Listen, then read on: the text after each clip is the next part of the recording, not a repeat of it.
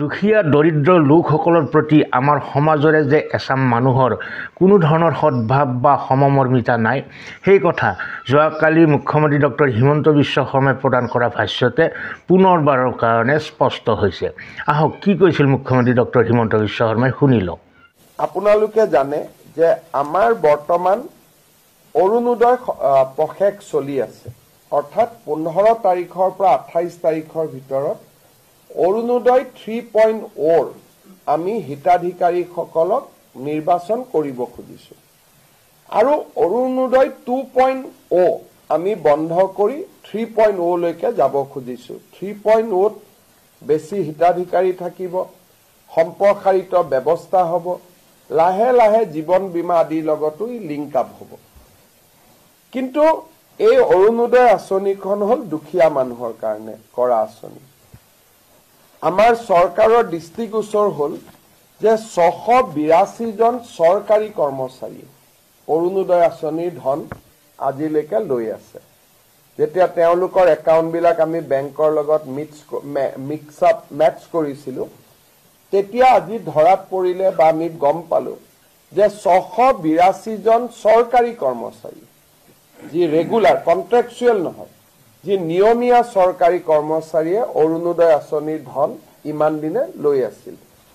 আজি আমি গোটেই কেইজন এই কৰ্মচাৰীৰ বিৰুদ্ধে ডিপাৰ্টমেণ্টেল প্ৰচিডিং ড্ৰ কৰাৰ বাবে সিদ্ধান্ত লৈছো আৰু আমি এই কৰ্মচাৰীসকলৰ বিৰুদ্ধে কঠোৰ অনুশাসনমূলক ব্যৱস্থা গ্ৰহণ কৰিম। 682 জন আমাৰ ওচৰত থ্ৰ পৰ্টেল আমাৰ ধৰাত পৰিছে, কিন্তু হয়তো এই নম্বৰটো আৰু বহুত বেছি হ'ব পাৰে। অৰুণোদয় আঁচনি চৰকাৰী কৰ্মচাৰী থকা পৰিয়ালে পাব নোৱাৰে। সেইকাৰণে কোনোবা যদি কৰ্মচাৰী এতিয়াও এনেকে টকা পইচা লৈ আছে, মই তেওঁলোকক যাতে ডিপাৰ্টমেণ্টেল প্ৰচিডিঙৰ আওতাত আহিব নালাগে, ভলেণ্টিয়াৰী তেওঁলোকক নিজৰ নাম অৰুণোদয় আঁচনিৰ পৰা আঁতৰাই দিবৰ বাবে মই অনুৰোধ কৰিম। আৰু এই 682 জন কৰ্মচাৰীৰ বিৰুদ্ধে আমি কঠোৰ অনুশাসনমূলক ব্যৱস্থা আমি গ্ৰহণ কৰিম। আমি চৌকছ কৰিবৰ কাৰণে ডিপাৰ্টমেণ্টক অৰ্ডাৰ দিছো আৰু যদি আপোনালোক কোনোবাই ডিটেইল বিচাৰে 682 জনৰ নাম ঠিকনানো কি যদি জানিব খোজে, আমি নাম ঠিকনাখিনিও গুৱাহাটীত আমি ৰিলিজ কৰি দিব পাৰিম, বা কালি আমাৰ মন্ত্ৰী জয়ন্ত মল্ল বৰুৱা, বিমল বৰাৰ পৰা আপোনালোকে অহাকালি লৈ ল'ব পাৰিব যদি আপোনালোকে বিচাৰে। এইটো অৰুণোদয় 2 ওৱানৰ খিনিটো অলৰেডি আমি সেইখিনি যিহেতু 1ৰে বহুত টুত সোমাই গ'ল, গতিকে 1ৰ ডাটাবেছ এতিয়া আৰু আমি নাচাওঁ, অৰুণোদয় 2ৰ ডাটাবেছটোৱে আমি চাওঁ।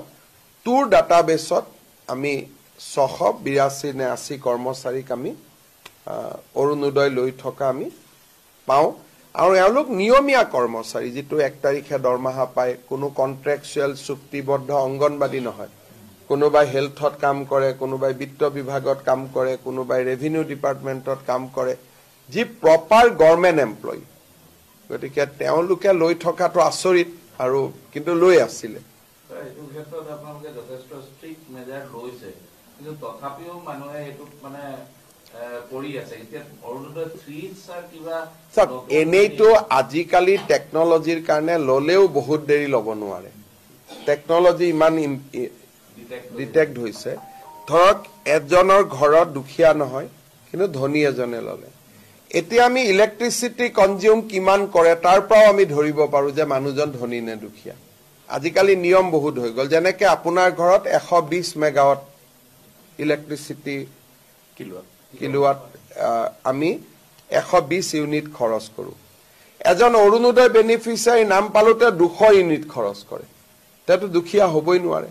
গতিকে আজিকালি গভৰ্ণমেণ্টে প্ৰথম এমাহ দুমাহ কোনোবাই ল'লেও লাহে লাহে গভৰ্ণমেণ্টে টেকনলজিৰ জৰিয়তে সকলোখিনি চিনাক্ত কৰিব পাৰে।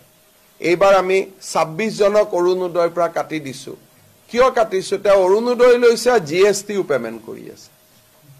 গতিকে GST পেমেণ্ট কৰা মানুহতো অৰুণোদয় ল'ব নোৱাৰে। দুদিন পিছত ইনকাম টেক্সৰ পৰা আমি ডাটাবেছটো আনিব পাৰো। গতিকে ক্ৰছ চেকিং কৰাৰ আজিকালি বহুত সুবিধা আছে, আৰু এই মেথডলজিবিলাক এতিয়া আমি এপ্লাই কৰি গৈ থাকিলে লিষ্টখন ক্লিন হৈ গৈ থাকিব।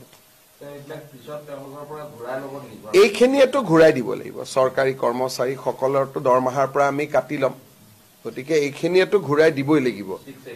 682টোৱে যিমান অৰুণোদয় চাকৰি পোৱাৰ আগৰখিনি আমি নলওঁ, পিছৰখিনিতো ঘূৰাই দিবই লাগিব। দৰ্শকসকল, দেশ এখন অৰ্থনৈতিকভাৱে সবল হ'বলৈ, ধনী হ'বলৈ হয়তো বেছি দিনৰ প্ৰয়োজন নহয়। কিবা কাৰণত সোণৰ খনি, হীৰাৰ খনি ওলাই গ'লে একেদিনাই দেশ এখন ধনী হ'ব পাৰে, কিন্তু মানসিকভাৱে সমাজ এখন ধনী হ'বলৈ বহু যুগৰ প্ৰয়োজন হয়। সেই যুগটো আমাৰ দেশত কেতিয়াকৈ আহিব সেয়া চিন্তনীয় বিষয়। চাকৰি কৰা লোকসকলক চৰকাৰে দৰমহা দিয়ে, এটা ফিক্স পইচা দিয়ে মাহে মাহে, আৰু আজীৱন তেওঁলোকক কিছু সা সুবিধা প্ৰদান কৰা হয়। কিন্তু আমাৰ সমাজত এনে কিছু মানুহ আছে যিসকল দৰিদ্ৰ, যিসকলৰ উপাৰ্জন নাই, যিসকলে পেটৰ ভাতৰ কাৰণে চিন্তা কৰিবলগীয়া হয়। সেইসকলক জীৱন ধাৰণৰ মান কিছু উন্নত কৰাৰ কাৰণে কল্যাণকামী ৰাষ্ট্ৰ হিচাপে ৰাষ্ট্ৰ ব্যৱস্থাই কিছু আঁচনিৰ দ্বাৰা তেওঁলোকক ছাপোৰ্ট দিয়ে, অৰ্থনৈতিকভাৱে সহায় কৰে। সেইখিনিৰ প্ৰতিও যদি চাকৰি কৰাসকলে বা বিত্তবানসকলে চকু দিয়ে, সেয়া কিমান দুৰ্ভাগ্যজনক কথা আপোনালোকে ভাবকচোন। তাৰমানে ধনী বা বিত্তবানসকলে দুখীয়াসকলক কোনোদিনে ধনী হোৱাটো নিবিচাৰে। তেওঁলোক সদায় দৰিদ্ৰ আৰু তেওঁলোকৰ তলত থকাটোৱে বিচাৰে নেকি তেওঁলোকে? কিন্তু আমি জানি থোৱা দৰকাৰ যে আমাৰ মাজৰে এচাম মানুহক দৰিদ্ৰ কৰি থৈ কোনোদিনে সমাজ এখন ধনী বুলি নিজকে প্ৰতিপন্ন কৰিব নোৱাৰে। সামান্য 1250 টকা মাহিলী, সেইখিনিৰ লোভো সামৰিব নোৱাৰা সেইসকল চাকৰিয়াল লোকক আমি ধিক্কাৰ দিয়া উচিত একেমুখে। বাকী আপোনালোকৰ মতামত কমেণ্ট বক্সলৈ গৈ প্ৰকাশ কৰিব। আজিলৈ এৰিছোঁ, পুনৰ লগ পাম অন্য এটা ভিডিঅ'ৰ সৈতে। ভালে থাকক, কুশলে থাকক, ধন্যবাদ।